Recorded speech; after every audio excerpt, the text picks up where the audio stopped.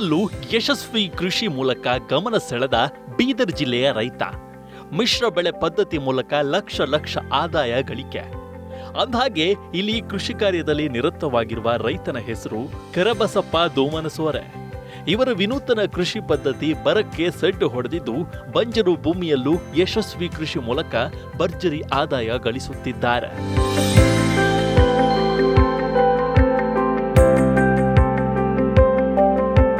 ಹೌದು, ಬೀದರ್ ಜಿಲ್ಲೆ ಅಂದ ತಕ್ಷಣ ಬಹುತೇಕರಿಗೆ ನೆನಪಿಗೆ ಬರೋದು ಬರದ ಚಿತ್ರಣಗಳು. ಯಾಕಂದ್ರೆ ಪ್ರತಿ ವರ್ಷವೂ ಇಲ್ಲಿ ಅತಿವೃಷ್ಟಿ ಇಲ್ಲವೇ ಅನಾವೃಷ್ಟಿಯಿಂದಾಗಿ ರೈತರು ಒಂದಲ್ಲ ಒಂದು ತೊಂದರೆ ಅನುಭವಿಸುವುದು ಸಾಮಾನ್ಯವಾಗಿದೆ.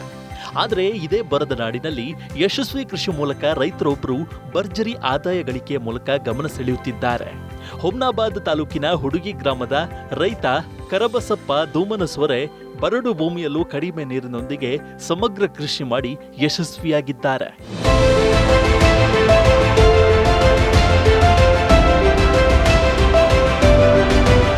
ಮಳೆಯ ಕೊರತೆ ಮತ್ತು ನೈಸರ್ಗಿಕ ವಿಕೋಪಗಳ ಪರಿಣಾಮ ಮಿಶ್ರ ಬೆಳೆ ಮೊರೆ ಹೋಗಿರುವ ರೈತ ಕರಬಸಪ್ಪ ದೋಮನಸೋರೆ ಸತತ ಪ್ರಯತ್ನಗಳ ನಂತರ ಉತ್ತಮ ಆದಾಯ ಕಂಡುಕೊಂಡಿದ್ದಾರೆ.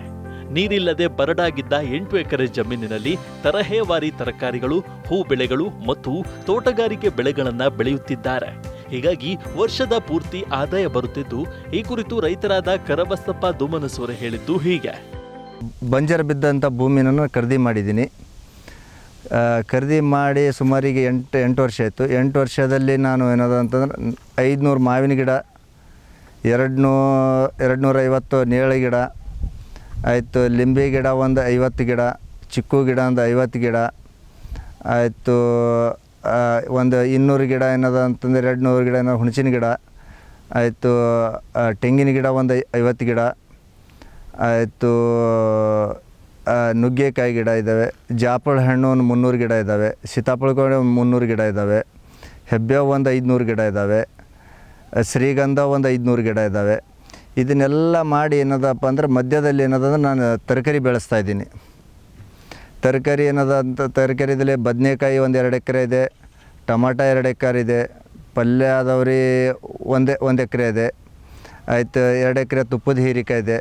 ಅದರಲ್ಲಿ ಏನದ ಮಧ್ಯದಲ್ಲಿ ಟಮಾಟ ಇದೆ ಒಂದು 3 ಎಕರೆ, ಮಧ್ಯದಲ್ಲಿ ಇಂಟರ್ ಕ್ರಾಪ್ ತೊಗೊಂಡಿದ್ದೀನಿ ಆಯಿತು. ಅದರಲ್ಲಿ ಏನದ ಅಂತಂದ್ರೆ ಒಂದು ಎಕರೆ ಏನದ ಅಂದ್ರೆ ಕಾಲಿಫ್ಲವರ್ ತೊಗೊಂಡಿದ್ದೀನಿ ಆಯಿತು, ಒಂದು ಅರ್ಧ ಎಕರೆ ಏನದ ಈರುಳ್ಳಿ ತೊಗೊಂಡಿದ್ದೀನಿ, ಒಂದು ಅರ್ಧ ಎಕರೆ ಏನದಪ್ಪ ಅಂದ್ರೆ ಬೆಳಗಡ್ಡಿ ತೊಗೊಂಡಿದ್ದೀನಿ, ಬೆಳ್ಳುಳ್ಳಿ.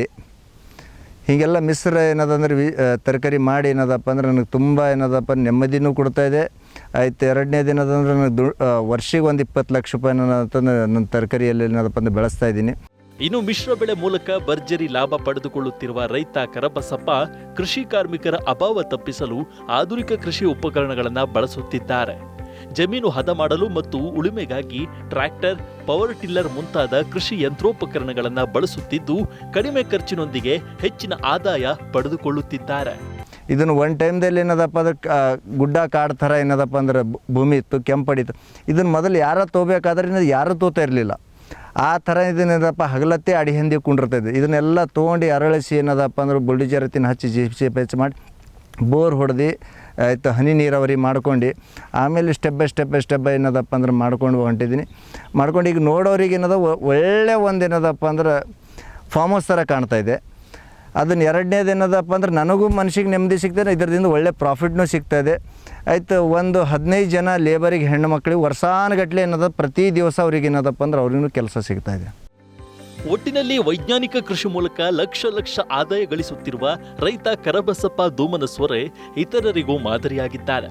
ಇದಲ್ಲದೆ ಕರಬಸಪ್ಪ ಪತ್ನಿ ಸುಧಾ ಕೂಡ ಮಿಶ್ರ ಕೃಷಿಯಲ್ಲಿ ತೊಡಗಿಕೊಂಡಿದ್ದು ಪತಿಯ ಪ್ರಯತ್ನಕ್ಕೆ ಸಾಥ್ ನೀಡುತ್ತಿದ್ದಾರೆ.